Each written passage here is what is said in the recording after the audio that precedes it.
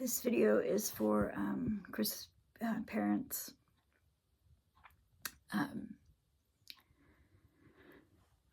This has been a very long time coming for me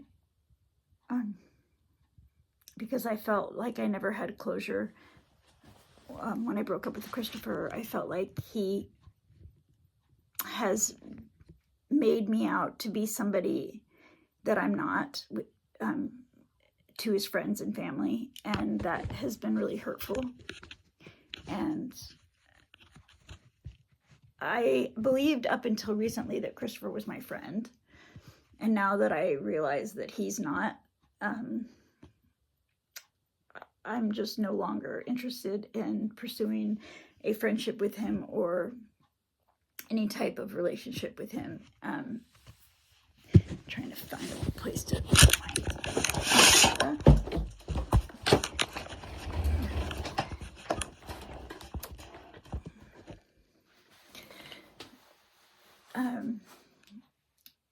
so that being said, I need to talk to you, David, and your wife, Pamela, because this has gotten out of control, and it's way more than I ever thought that I would be dealing with. And so Christopher has been in my life for a very long time, and I know him very, very well. And in a certain sense, I know him better than you guys do, because I know him in a more intimate way. And he portrays to be a certain person around his parents and his friends, because he's hiding. He doesn't want you to see and know who he really is. And unfortunately, the women who have been with him and dated him know him to be somebody else. And I had no intention of trying to open your eyes or open anybody's eyes to it until recently. And only because I've been forced to, basically, because he has threatened my life. He's threatened my safety. He's traumatized my household. He's traumatized my dog, my partner, myself, and he has just gone too far. And I'm done dealing with it. I'm done accepting that this is okay behavior. My life is a lot different than it was when I was with him. When I was with him, I was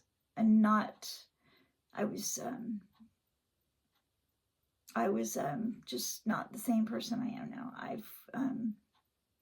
I've healed myself a lot, and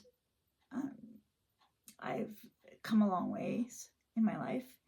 And I never thought that I would have to spend another second defending myself against him or protecting myself from his violence, or having to ever deal with that again. And here I am. So I'll just fast forward to a few weeks ago. Megan came to me wanting to know the truth about Christopher, and she's a friend of mine, and so I told her the truth. I said, and he meanwhile, he was texting me as well during this time, saying, she brings out the best in me, and I really love her, and blah, blah, blah, blah, blah. And I was like, I said, great, Chris. I said, I said, I'm happy for you. I said, I don't worry, about you being able to do a year with her. But I said, it's a year and a half that I said, and beyond, that I'm worried about, because I said, I don't think you can remain faithful to her for longer than that. And not only am worried that you can't remain faithful, but I'm also worried that your desire for chaos and your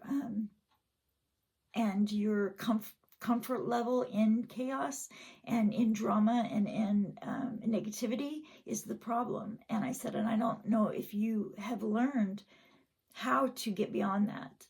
Basically, in so many words, I told that to him. And I've sent him numerous text messages and in-person conversations with him, because I think I wanted him to make this work more than he wanted it. Because when you love somebody and you're in a relationship with somebody, when you break up with them, you don't just quit loving them. At least not for me. And so I've loved Christopher as my friend, and want the best things in life for him. And so, when I knew he was with Megan, I was like rooting for him, but I was trying to help him fix those things so that he could have a successful relationship with her, and which was the whole point of me telling her these things, is to make her aware, because she's my friend too. And when it comes down to the male and female dynamic of things, I am always down for my fellow female. And that's just the way it is, because life is very difficult for women. And there's no similarities for life for women than there are with life, how life is for men. It's completely different all the way across the board. And so I am always down for my fellow female, and I will always support her before I will support him in any situation. And so he knows this, and Megan also knows this. And so when she asked me to be honest with her, I was honest. I said, you know what? I don't think that he can do it past a year and a half. And she said, well, I already have some concerns about him lying and being unfaithful. And I said, well, he probably is, and I said this right in front of him and her. There was no hiding anything. And he got very angry with me about that. He said, you've poisoned my relationship. Now she doesn't trust me. I said, stop it. She's not trusting you because of your actions, not because of mine. And if the truth is poison in your mind, then that's a problem. And that's where you need to start. Because looking at me is the problem. I mean, he tried to blame me for the last relationship not working out between him and Becca. And that was bullshit as well, because he said that I cursed him, that I did a curse, and I put a curse on him, and that's why the relationship didn't work out. Rather than looking at his own, issues, he wants to blame me again. And I'm not taking my time out of my life to tell you this stuff without there being a more important point. So bear with me. So that all happened. I'll skip ahead. So Megan was wanting to leave Christopher. She came to stay with me. I said, you could stay here with me until you get your son back or do whatever it is you need to do. And so she did. Well, she was here one night.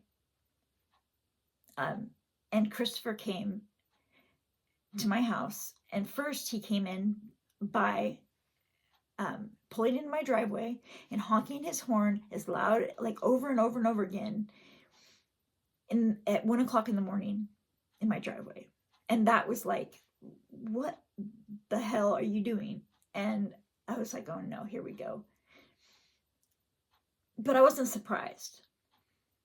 But I was angry. And so finally he wouldn't stop. So I go out my gate and I say, knock it off, Christopher, knock it off. He stops for a second. And I'll show you video because I have all this on video. I say, knock it off. I go back through my gate, lock the gate. Well, here he comes, hauling ass after me, trying to break my gate down physically, trying to get into my house. So now he's trying to break into my house because Megan's in here and she's not responding to him the way he wants. So his violence is just exploded. I tell her, this is not okay. This is not acceptable. So this is after I sent Brian out, my partner, to tell him to go away. And he said, and so he threatens Brian. And then I came out, said, go away. He threatens me. I shut the gate. He comes in, pounds on the gate. I won't let him in. And I tell Megan, I said, if you allow him to get away with this, it's just going to get worse. He's just going to, I said, you're just going to, you know, all the talking and communicating and all of the setting up boundaries with him, all that work that we did is going to be for nothing. But I understand. She's young. She doesn't realize the devastation this is going to cause in her life later on. She doesn't realize that yet, you know, and I tried to help her understand that, but she doesn't want to listen. So that's fine. I'm done with that. I'm done trying to help the situation. But now I have had it thrown in my lap because he continues, after he's trying to break in my gate, he continues to the front door. Now he's pounding on my front door, trying to get in to my house by pounding on the door and by screaming. And I didn't know it at the time until I looked on the cameras later, that his dog was in the car with him while he's absolutely losing his shit. His dog is sensitive. Certain animals and people are. HSP people. I am one of those people. I'm sensitive. My dog is sensitive. Well, his dog is sensitive too. And the kind of effect that has had on his dog, I have videos and I will share them with you because I want you to understand the situation and I want you to understand the gravity of the situation, because his dog is absolutely traumatized, like terrified, and it breaks my heart to watch, to see his dog in the state that he's been in because of Christopher. Because I saw his dog before. This was not the case before. His dog seemed fine riding in the car. His dog is not okay now. He's been better since he's been with my friend Elle. I put him somewhere safe because it landed in my lap. So I'll continue on. So he's trying to break in my front door. She says, I have to go with him. I have to go out and talk to him. If I don't, he will keep going and he won't stop. And I said, do what you will. So she goes out. She leaves with him. They end up somewhere around the Selwood Bridge. His dog's still in the car. They're fighting, screaming at the top of their lungs. I can only imagine what this poor dog is dealing with. So Christopher says to her that he's going to throw himself in the river. So she says, something like, I can't stop you or whatever. So at some point they separate. She calls me and says, will you please come get me? I don't know where I'm at. I don't know if he's going to come back. I don't know if he's going to hurt me. I don't know what's going on. He's just out of his damn mind. I said, okay, I'm coming. So I jump in the car. She doesn't know where she's at. She sends me a location on the map and I had to find her. So mind you, this is like 2:00 in the morning now. I'm down around the Selwood Bridge. I find her. She throws some stuff in my car. Then she goes back to his car, grabs the dog and brings the dog with her and puts the dog in my car. I had no choice. I had no say in the matter. She threw the dog in my car, but the poor dog was terrified. I have never in my life seen a dog that terrified. And I watch videos of Rocky Kanka, I don't know if you know, or Kankana or whatever, on YouTube about, dogs in shelters who are terrified. And I've never once seen an episode of a dog that was as terrified as Francis was. And I know why. Because Chris is an absolute nightmare when he's angry and when he's freaking out. He is a fucking nightmare for anybody to deal with. So Francis is in my car, she's in my car, and I go back to my house. And she tells me, we're talking and trying to figure out what's going on. And I'm like, what am I going to do with the dog? I've got Bella. Like, how am I going to take care of the dog? And I said, okay, I said, I'll figure something out. She's dealing with in her own head. She's not even worried about the dog.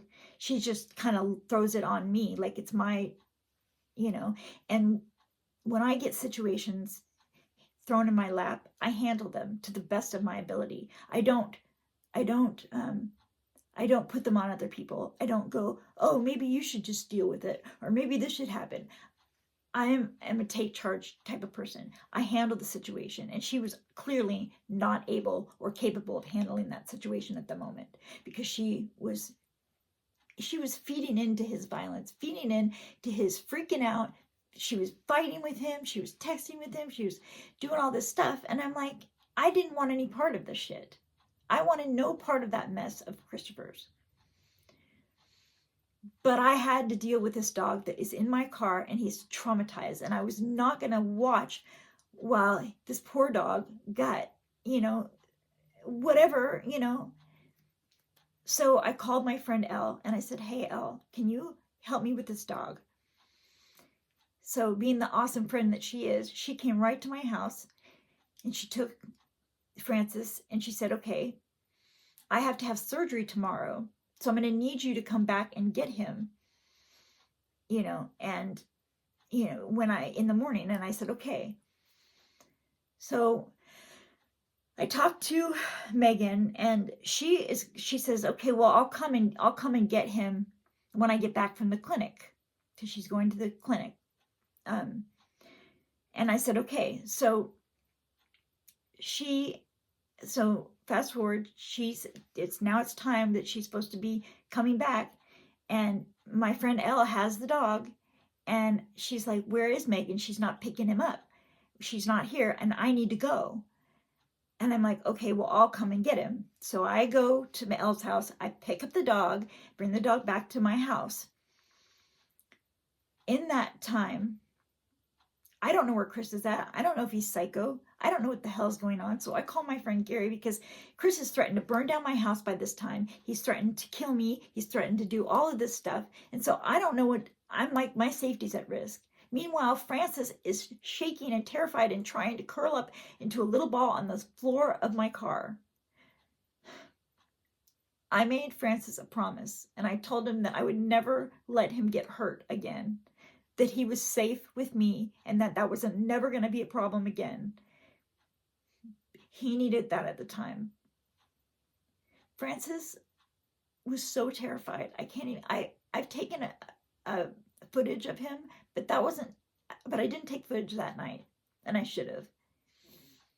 The only thing that I could do to get him to calm down was to sing to him.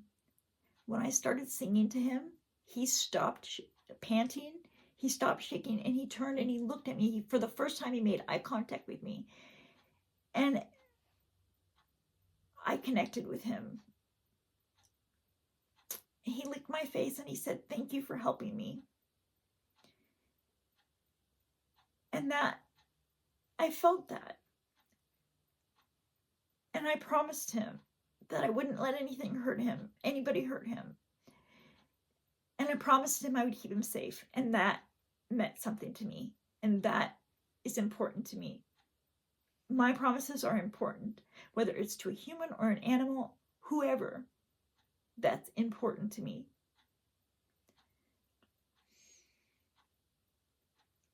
My goal was to keep him safe and to do the best thing in the situation that I knew how to do at the time. It was thrown in my lap. I had no choice. Now, the next day, Christopher comes back to my house. He tries to break in to my gate, through my gate, with a hatchet in his hand. He tries to break in my house. What would he have done if he had gotten in? You think you know your son, but you don't. And I'm sorry I have to even tell you this, because I thought about it. I'm like, how would I feel if this was my kid? And somebody was telling me this about my son. I think about that. And I'm sorry that you have to hear this, because you're good people and you don't deserve this. But you have to know who your son really is, because he's got you all believing that he's this great person, he's just this good guy, and he's not. He's an absolute nightmare for women. And how did that even happen? How is it that his dad can be like, I've read a lot of your book, David. Like, how is it that your son can, you teach this stuff. You are like, this is your field, character and ethics, and How did this happen? How is it that he can abuse women like this? How did this happen? I feel like I have a right to know, or at least ask the question. And I don't know whether you're going to respond to me, but like, this has been on my mind for a very long time about why is Christopher straight the way he is. Because like, I took a lot of effort and time trying to figure out the situation because it was driving me crazy. Because I didn't understand, like, he's been given like a good start in life. It's not like he had this kind of start that I did. So, hi baby girl, it's okay. My dog is traumatized. Everybody in my house is traumatized. And I just want to know, why is this? Why is Christopher the way he is? That's the only question I have. My point of this video is because I need communication with you. I need to understand how I can fix this with the dog. And Christopher hit my car about a month ago and he never paid for it, and I want him to pay for it because I'm done accepting his bullshit. He owes me for the car. That's $1,000. He broke my door frame trying to kick it in. I don't know how much that's going to cost to fix, but it's going to be expensive because he broke the entire door frame. He told the police, when I called the police, he told them that he would, the reason he didn't go to jail is because I didn't press charges at the time, but I will press charges with him if he does not take care of it. And I probably will anyway, to be honest, because this situation is out of control. My safety is at risk. I've gotten a restraining order on him because I had no choice. I want him to pay for my car. I want him to, that he hit, and Rusty was in the car with him when he hit my car. Ask Rusty. He broke my door frame. I want him to pay for that. And I want him to pay for, I need to go to therapy now for at least a couple weeks. And or at least a month. So I want him to pay for my sessions. That's $150 every session that I have with my therapist. And so I think that he should pay for like the next month of me going to see my therapist over this. And I'm not saying that it's some kind of a trade. So if he pays me, I'm going to just hand the dog back over, because I can't do that to Francis. But I want to talk about this. I want to figure out how to help the dog. Christopher's not my responsibility, but the dog ended up my responsibility, and now I have to handle it to the best of my ability. So I can't take him on, but if I need to find him another home, I will. But he's been getting taken care of, and he's been able to just have some normalcy, he's been able to just have, calm down. And I've been videotaping him as he heals, and gets a little bit less terrified, and he's doing better now. But I will send you all the video footage that I have, and I would like you to review it, and I would like you to answer this, because there needs to be some sort of resolution here. I am not trying to keep somebody's animal from them. I'm not trying to hurt Christopher. I'm not trying to screw with his life or totally ruin his life. And I know that's what he's going to think. But I am simply trying to manage the situation to the best of my ability. And I would appreciate it if you would respond to me as quickly as you can, because I need to handle this situation. And my friend Elle, she was just a temporary. She just, and she's been harassed too. The whole thing is ridiculous. And it just, and I have I owe him nothing. So why? Anyway, so please, after you watch the videos, and please review the other videos of him his actions, because they speak for themselves. And that's all I have to say. And I will be in touch. Thanks.